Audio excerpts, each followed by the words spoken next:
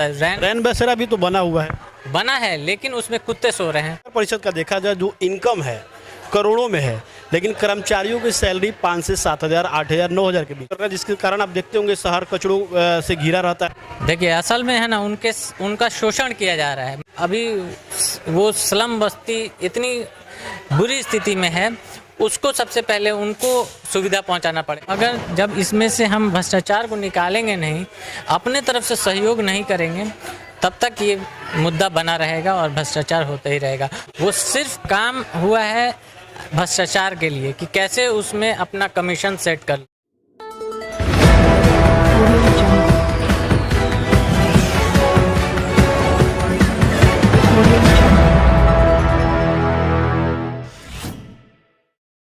अंदर की मजबूती ही असली मजबूती होती है, जैसे सलूजा गोल्ड TMT सरिया, क्योंकि सिर्फ यही है 24 कैरेट गोल्ड की तरह असली स्टील से बना, जो दे आपके निर्माण को बेमिसाल मजबूती अंदर से। सलूजा गोल्ड TMT सरिया, गारंटी असली स्टील की, गारंटी मजबूती की। थायराइड, शुगर और मोटापे से हैं परेशान तो मेट्रो हॉस्पिटल सिवान है एक बेहतर समाधान। डॉक्टर MS अहमद अंतर्राष्ट्रीय कुशलताओं के साथ दे रहे हैं सेवाएं। संपर्क करें centre point, Chakiya Bindusar road, Siwan. नमस्कार, मैं सचिन और आप देख रहे हैं बिहार न्यूज एक्सप्रेस। आइए देखते हैं क्या है इस वक्त बिहार न्यूज एक्सप्रेस पर खास खबर। नमस्कार, मैं सचिन और आप देख रहे हैं बिहार न्यूज एक्सप्रेस। सिवान में राजा महाराजा भी होते थे। आपने राजा महाराजा की कहानियां तो सुनी होगी, राजघराने परिवार की भी कहानियां सुनी होगी, लेकिन नगर परिषद चुनाव जो है बहुत जल्द होने वाला है और ऐसे में एक राजघराने परिवार से एक प्रत्याशी नगर परिषद के सभापति पद के लिए उम्मीदवार है। हम बात कर रहे हैं सिवान के राजा रहे इस्माइल अली खान के परपोते डॉक्टर सारिक नैयर उर्फ फैजी की।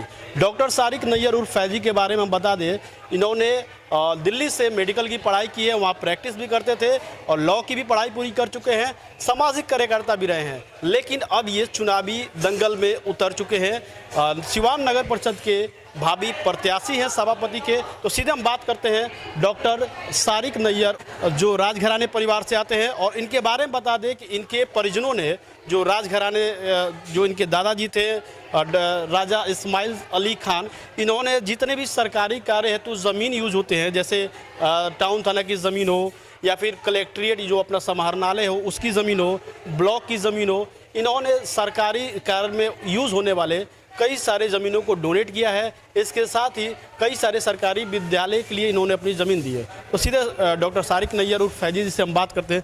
सर, सबसे पहले आपका बिहार न्यूज एक्सप्रेस में स्वागत है। बहुत बहुत शुक्रिया।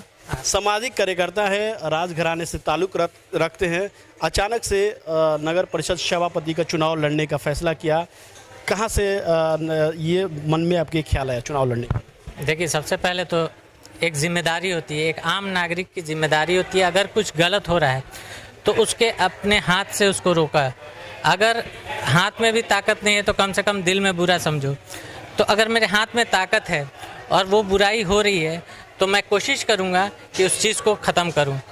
इसी को देखते हुए मैं ये देख रहा हूँ कि जब से होश संभाला है तब से सिवान में जो नगर पालिका है वो सिर्फ भ्रष्टाचार से भरा हुआ है। तो उस चीज़ को ख़त्म करने के लिए मैं आगे आया हूँ, क्योंकि एक नौजवान के तौर पे भी अच्छे लोगों को सामने आना चाहिए राजनीति में, उसको देखते हुए मैं सामने आया हूँ। देखिए, आप तो राजघराने से ताल्लुक़ रखते हैं, लेकिन आपने ये कहा कि नगर परिषद में जो भ्रष्टाचार हो रहे हैं उसको ख़त्म करने के लिए आप आगे हैं। जितने भी जनप्रतिनिधि होते हैं जो चुनाव लड़ते हैं, वो आते तो ऐसे ही वादे करते हैं, लेकिन उसके बाद उन पर कई सारे आरोप लग जाते हैं जब उनका कार्यकाल समाप्त होता है। क्या कुछ कहेंगे? देखिए, सबसे पहले तो मैं ये कहना चाहता हूँ कि भगवान ने मुझे कोई कमी नहीं दिया है। मैं ये सोच के आया हूँ कि मैं सिवान को किस तरह देखना चाहता हूँ, मेरा मोटिव क्या है, मेरे अंदर कितनी पोटेंशियल है कि मैं सिवान को बदल सकता हूँ। इस चीज़ को मैं देख के आया हूँ कि लोग आते हैं, आपने सही सवाल पूछा कि लोग आते हैं और वादे करते हैं, उसके बाद वो भी भ्रष्टाचार में लिप्त हो जाते हैं। लेकिन जो लोग मुझे सुन रहे हैं और देख रहे हैं वो जानते हैं कि मैं कौन सी शख्सियत के घराने से ताल्लुक़ रखता हूँ, कि जिसने सिवान में जितनी भी सरकारी बिल्डिंग है उसमें अपना बढ़ चढ़ के योगदान दिया है, चाहे वो स्कूल हो, कॉलेज हो या सरकारी भवन हो। तो वही चीज़ मैं भी ये रखता हूँ कि अगर सिवान में, मैंने वादा किया था पिछले अपने जनसंपर्क में कि मैं सिवान को के पास अगर डंपिंग यार्ड के लिए ज़मीन नहीं है तो अपने तौर पे दूंगा। इसलिए दूंगा कि क्योंकि मेरे पास वो चीज़ है और सिवान को उसकी ज़रूरत है, तो मैं खुद आगे आके उस चीज़ को डोनेट करूंगा कि जो कूड़े की समस्या है वो दूर हो सके, परमानेंट। डंपिंग ज़मीन देने की आपने बात की, क्या लगता है ये सिर्फ चुनावी मुहावरा ही साबित होगा या वाकई में आप देखिए, जब डंपिंग ज़मीन की बात चल रही थी, आज से 5-6 साल पहले की बात है, तो उसमें जो है लोग मेरे पास ही आए थे सबसे पहले कि एक मुश्त 15 से 20 बीघा ज़मीन एक मुश्त अगर किसी के पास है तो मेरे पास है, तो वो लोग मेरे पास आए थे। लेकिन उसके बाद जब मैंने ये चीज़ देखा कि इसमें सिर्फ पैसों का खेल है, तो मैं वहाँ से अपना कदम पीछे कर लिया, क्योंकि वो उससे सिवान का भला नहीं हो रहा था, वो सिर्फ एक जुमला था। और अभी भी वही चीज़ साबित हो गई कि ना डंपिंग ज़मीन मिली और पैसा भी यूज़ हो गया। तो फिर मैंने पैर पीछे कर लिया। लेकिन अब जब मैं राजनीति में आ चुका हूँ तो मुझे पता है कि सिवान को क्या क्या चीज़ की ज़रूरत सामने है, तो उसको देखते हुए मैं सिर्फ डंपिंग एरिया की ज़मीन की बात नहीं कर रहा हूँ। बहुत सारी ऐसी मेरे दिमाग में है कि मैं सिवान को क्या क्या कर सकता हूँ, तो उसके लिए भी अगर ज़रूरत पड़ी तो मैं अपने तरफ से पूरा सहयोग करूँगा। लगातार लोगों से मिल रहे हैं, जनसंपर्क कर रहे हैं, क्या लगता है कि नगर परिषद क्षेत्र जो सिवान है, क्या कुछ अधूरा कार्य हैं, क्या कुछ विकास के कार्य हैं जो धरातल पे नहीं उतर सकते हैं, जो विकास के कार्य होने चाहिए? कितने हद तक, कितने प्रतिशत विकास के कार्य धरातल पे उतरे हैं? देखिए, जो भी काम अभी हुआ है या पहले हुआ है, वो सिर्फ काम हुआ है भ्रष्टाचार के लिए कि कैसे उसमें अपना कमीशन सेट कर लिया जाए। चाहे आप कूड़ादान का देख लीजिए, चाहे आप नाली का काम देख लीजिए, चाहे रोड का काम देख लीजिए। अभी नया नया आपको पूरे शहर को खोद के उसमें पानी, नल जल योजना चल रहा है।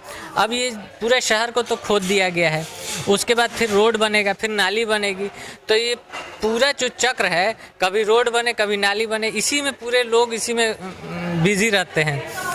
मतलब मोहल्ले को स्वच्छ आप देख लीजिए, कोई एक मोहल्ला उठा के देख लीजिए, आप सुबह उठिएगा, आपको वहाँ सोचिएगा आपके स्वच्छ हवा में 2 पल के लिए सांस लें, नहीं हो सकता। आप खुद उठा के देख लीजिए। क्या महाराजा, जो नाली और सड़क की जो लगातार काम होते हैं, सड़क बना 2 साल में टूट गया, फिर उसी पे सड़क बनेगा, उसी पे नाली बनेगी, तो सिर्फ ये पैसों का खेल है? घोटालों के लिए सारे फंड पास होते हैं? एकदम ये सब पैसे ही का खेल है। देखिए, अगर जब तक कोई आपके पास कोई अच्छा एक मैप नहीं होगा, आपको कैसे या तो पहले नाली बनाइए फिर सड़क बनाइए, तो ये पहले कुछ ब्लूप्रिंट नहीं रहता है। वो सिर्फ कभी नाली का काम चल रहा है तो फिर कमीशन वाला, तो इस तरह से जैसे होता रहेगा तो फिर विकास नहीं होगा, वो सिर्फ पैसों का खेल ही होता रहेगा। नगर परिषद के कई सारे अध्यक्ष रहे हैं जिन पे भ्रष्टाचार के लगातार आरोप लगते रहे हैं, तो क्या माना जाए कि नगर परिषद भ्रष्टाचार का अड्डा बन चुका है? देखिए, किसी पे व्यक्तिगत मैं टिप्पणी नहीं करूँगा। जो भी है, अगर उन्होंने कुछ किया है तो वो न्यायालय में वो मुद्दा होगा और उसके हिसाब से उनको आगे उन पे कार्रवाई होगी। लेकिन असल मुद्दा जो है वो विकास का है कि कैसे इसका विकास होगा। तो जब इसमें से हम भ्रष्टाचार को निकालेंगे नहीं, अपने तरफ से सहयोग नहीं करेंगे, तब तक ये मुद्दा बना रहेगा और भ्रष्टाचार होता ही रहेगा। और इसमें अगर अच्छे लोग, देखिए मैंने पहले ही बोला था कि अगर योग्य लोग नहीं आएंगे और अयोग्य लोग आएंगे राजनीति में, तो यही सब होता रहेगा। तो योग्य लोगों को अपनी जिम्मेदारी समझना चाहिए और राजनीति में आना चाहिए। नगर परिषद के विकास के लिए क्या कुछ आपके दिमाग में रोड मैप चल रहा है? कैसे नगर परिषद का विकास कीजिएगा, जनता जानना चाहिए। देखिए, सबसे पहले तो जो कर्मचारी हैं उनको, वो रीढ़ की हड्डी हैं, उनको सफाई कर्मचारी, अगर उनका ख्याल सही से नहीं रखा जाएगा तो हम ये सोच लें कि अगर सिवान का विकास करना है तो वो नामुमकिन है। सबसे पहले उनके बारे में ध्यान देना होगा।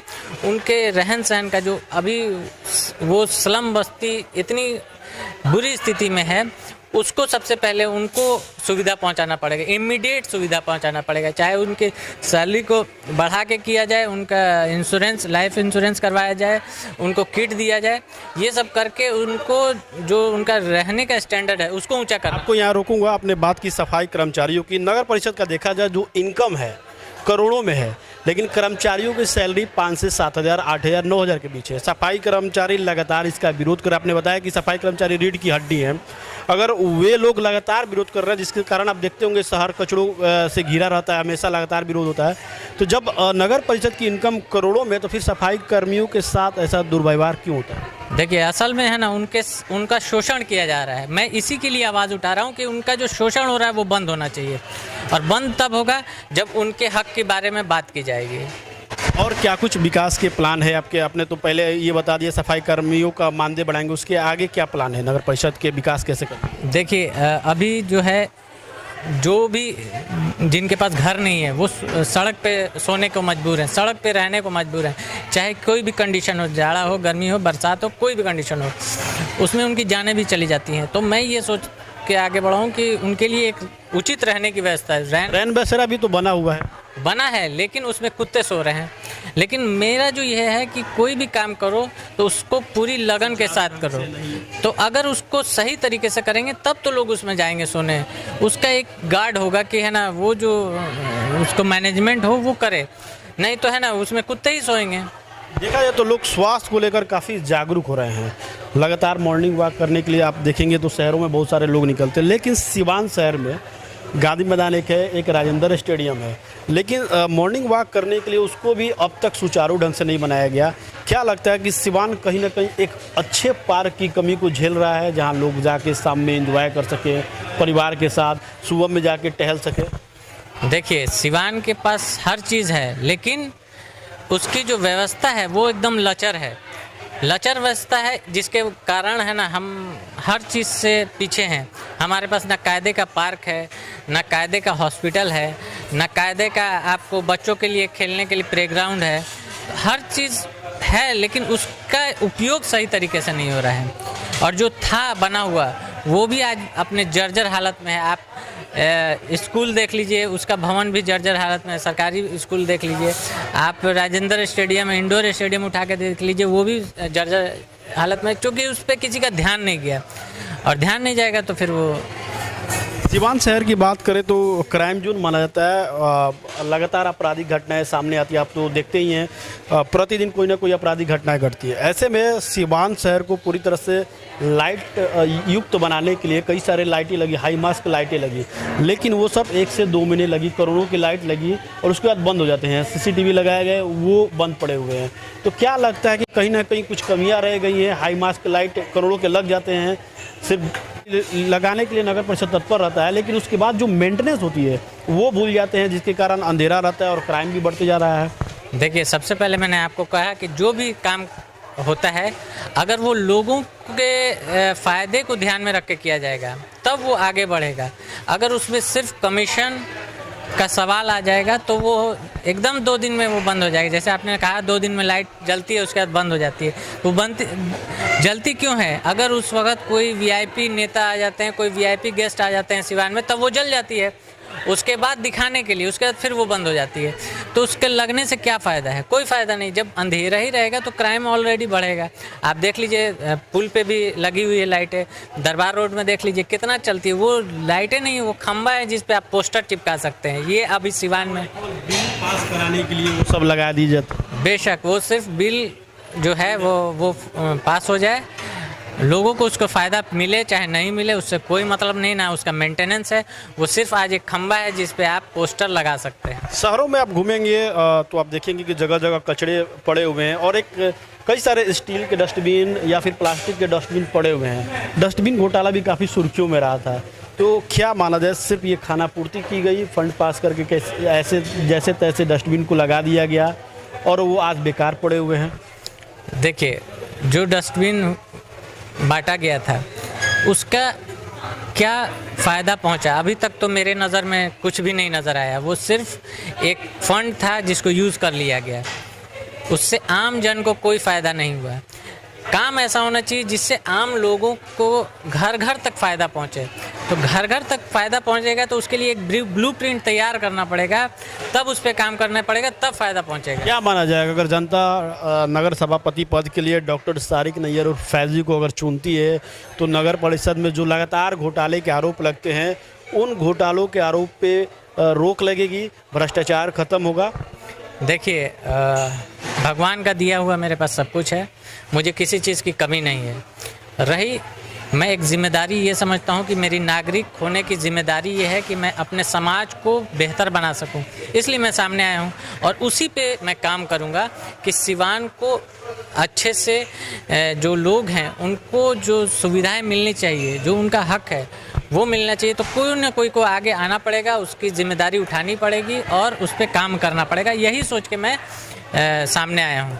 बहुत सारे प्रत्याशी चुनावी मैदान में दिख रहे हैं, कई जो प्रत्याशी हैं वो लगातार सामाजिक कार्य भी कर रहे हैं, तो किससे टक्कर रहेगी आपकी?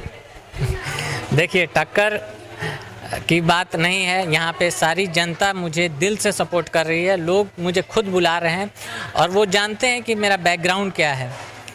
देखिए अभी क्या है कि है ना, लोग क्या है कि लोग इस चीज़ से तंग आ चुके हैं, भ्रष्टाचार से तंग आ चुके हैं, उनकी जो सुविधाएं वो नहीं मिल पा रही हैं, तो वो लोग जान रहे हैं कि कौन से आदमी में कितना पोटेंशियल है, वो कितना कुछ कर सकता है, इसलिए लोग मुझे पूरा समर्थन कर रहे हैं। लगातार जनसंपर्क कर रहे हैं, किस तरह से लोगों का रिस्पॉन्स?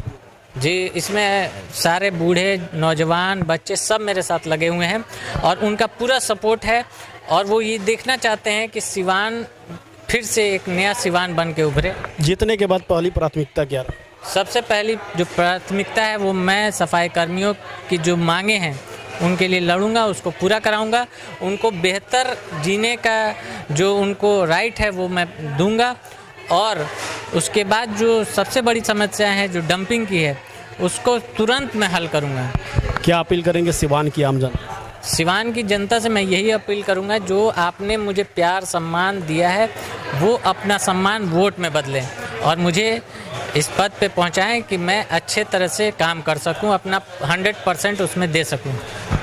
बहुत बहुत धन्यवाद। डॉक्टर सारिक नैयर उर्फ फैजी जी हैं जो राजघराने से ताल्लुक़ रखते हैं। सिवान के जो राजा थे इस्माइल अली खान, जिन्होंने कई सारे सरकारी कार्यों के लिए, सरकारी ऑफिस के लिए, सरकारी विद्यालयों के लिए अपनी ज़मीन डोनेट की, उनके परपोते हैं डॉक्टर सारिक नैयर उर्फ फैजी जो चुनावी मैदान में है। इन्होंने लोगों से ये अपील की कि अभी तक जो आपने प्यार सम्मान मुझे दिया उसे वोट में कन्वर्ट करें ताकि नगर परिषद सभापति बनने के बाद मैं सिवान का विकास कर सकूं। अब देखना है कि आने वाले समय में जनता इनको लेकर कितना गोलबंद होती है, ये तो आने वाला वक्त ही बताएगा। सहयोगी परवेज के साथ सचिन कुमार, बिहार न्यूज एक्सप्रेस, सिवान।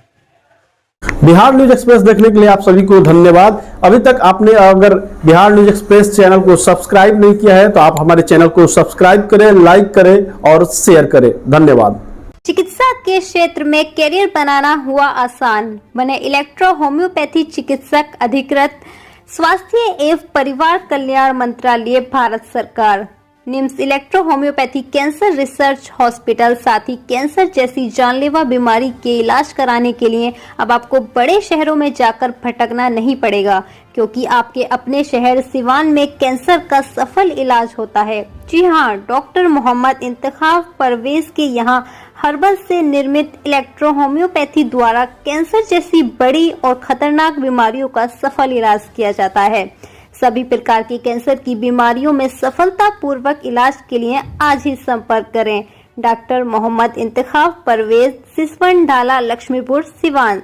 संपर्क नंबर है 9472250677।